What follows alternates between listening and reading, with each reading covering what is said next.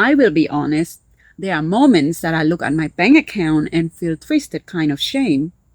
Not because the numbers are bad, but because despite saving more than I ever dreamed possible, I sometimes feel more financially anxious than when I had much less. A friend came to me a couple weeks ago saying, I make $150,000 a year, but I have less in savings than when I made $75,000.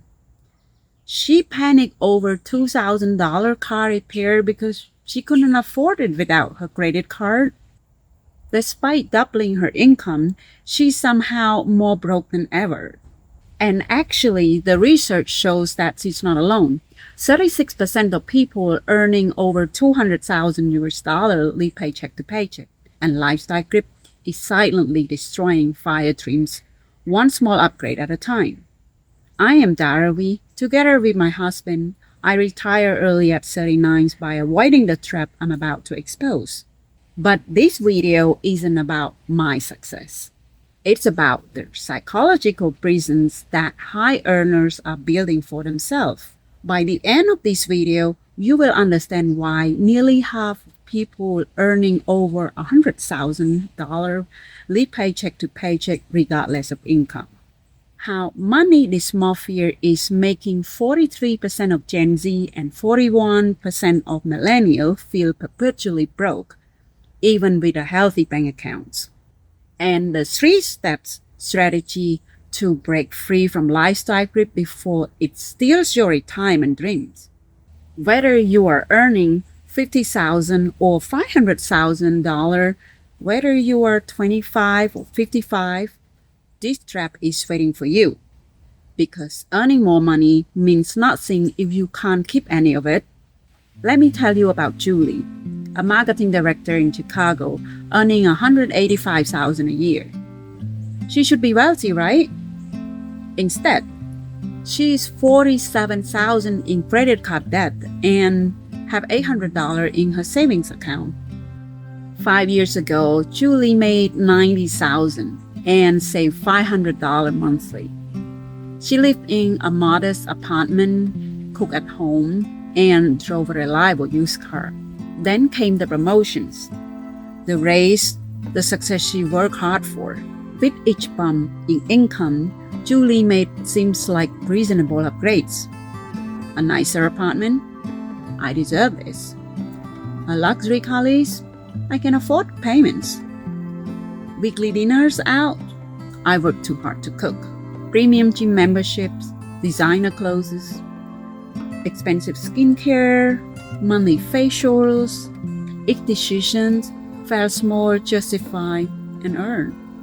But collectively, they consume not just her raise, they ate into her savings capacity.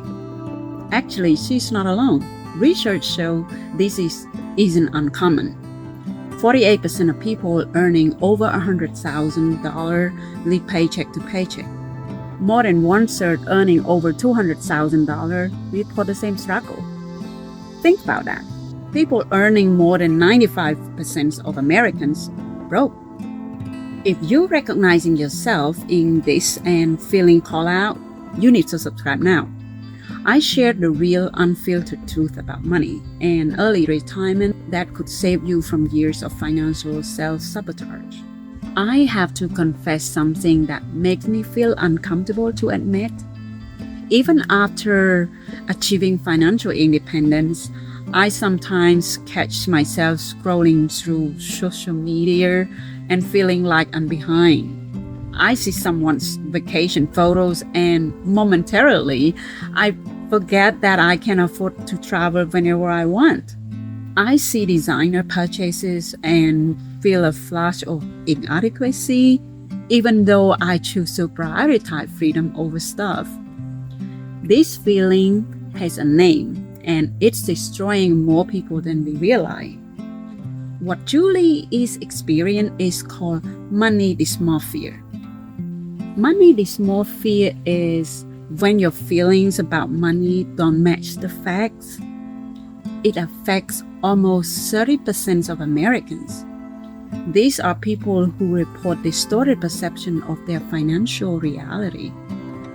You might be financially stable but feel constantly broke, or you might be in a serious debt but convince yourself you are doing fine. Here's how it manifests in high earners: constantly checking their bank balance despite healthy accounts, feeling behind financially compared to social media portrayals, anxiety about spending even on necessities, shame about financial status despite objective success, obsessions with appearing wealthy while feeling poor. The research is devastating. 82% of people with money dysmorphia feel behind financially, even when they have above average savings. Why? Because we are comparing our inside financial reality to everyone else curated outside appearance. Instagram shows the vacation, but not the credit card debt. LinkedIn celebrates the promotion, not the lifestyle inflations that follow. Real quick, we want this channel to be a space where you can finally be honest about something most of us are too embarrassed to say out loud. Making more money has made some of us feel worse, not better. Have you experienced lifestyle creep as your income increased? What upgrades feel necessary at the time but now feel like financially mistakes? Please share your story below. There's no judgment here, just people trying to figure out why success sometimes feels like failure. Your honesty could help someone else to avoid the same trap. Now what I'm about to reveal about the psychological of lifestyle creeps gets even more disturbing. Lifestyle creep is insidious because it doesn't feel like you are overspending. Each upgrade feels reasonable, deserved, and logical. Let me break down how this typically happens.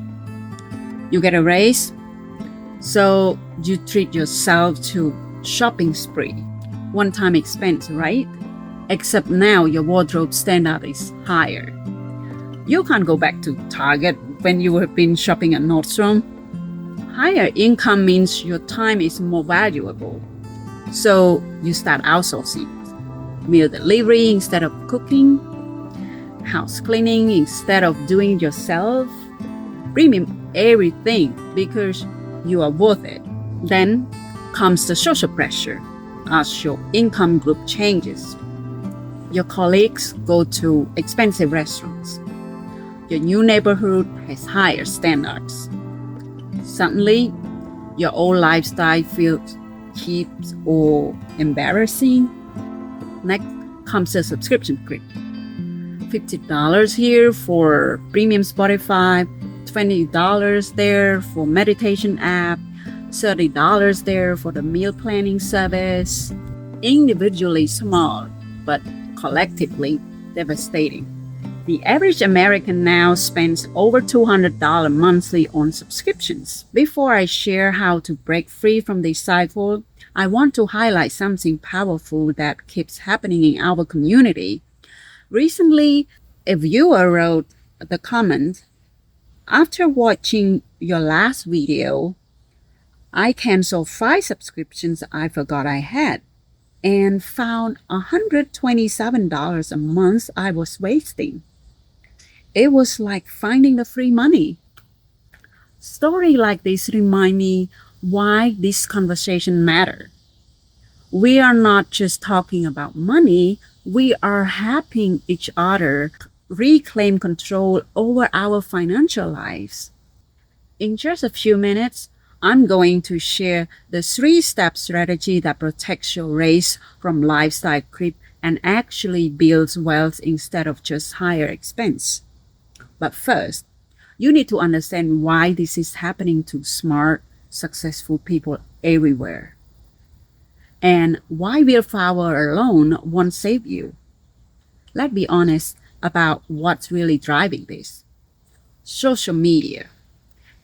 Social media has turned financial comparison into a 24/7 habit.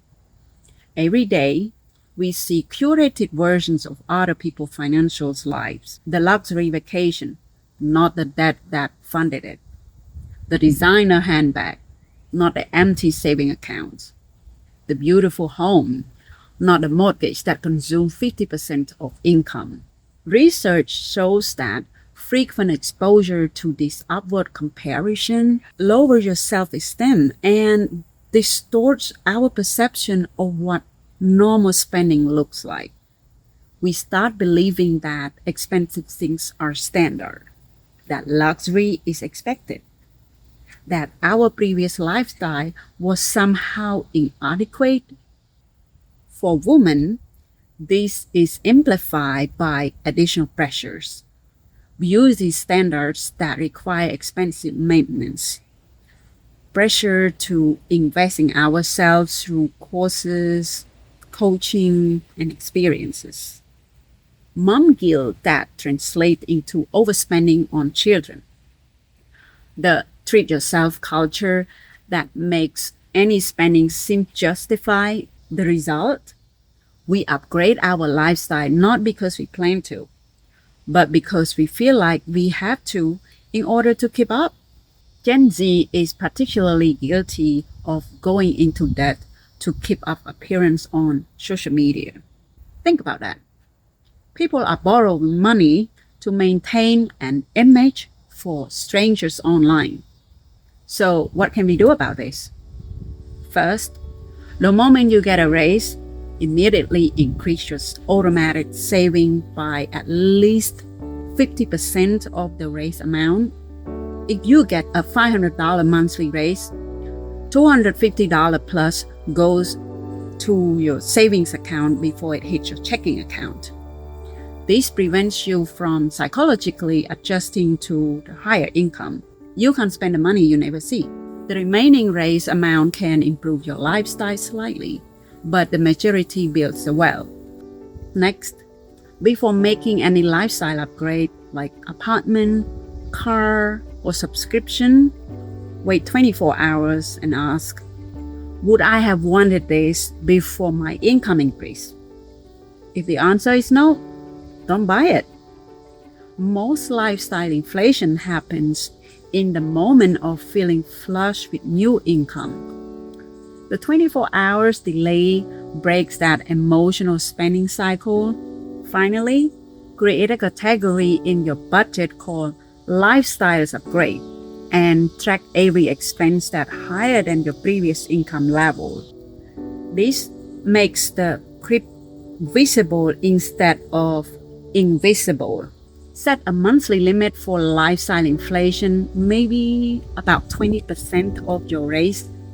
Once you hit that limit, you are done upgrading for the month. This creates conscious choices instead of unconscious drift. You can earn $300,000 a year, but if you spend $295,000, you are poorer than some earning $50,000 and who saves $10,000. Wealth isn't built by earning more, it's built by keeping more. Every dollar you lose to lifestyle creep is a dollar that could have been working for you in investments, building your path to financial independence. Even now, as I'm sharing this strategy with you, part of me wonders if I'm being too harsh about enjoying success. Should we really deprive ourselves after working so hard? Then I remember that the goal isn't deprivation, it's intention. It's making sure our money serves our dreams, not someone else's marketing or social media fantasy. The greatest luxury for us is financial freedom, and that requires saying no to 1,000 small luxuries along the way. The fire movement isn't about deprivation, it's about intention. Lifestyle creep is the silent killer of fire dreams, especially for high-earning people who feel pressure to look successful while sacrificing actual financial security. But now, you know how to recognize it, prevent it, and protect your race from lifestyle inflation. Thank you for your honesty and courage in the comments. I read every word, and your story are shaping what we cover next. If this video helped you see your spending in a new light, subscribe for more conversations about building real wealth instead of just the appearance of success. Remember, you are never alone in this struggle. Our community is here to support you. You didn't work this hard to earn more money just to stay broke. Make your race count. Thanks for watching and see you next time.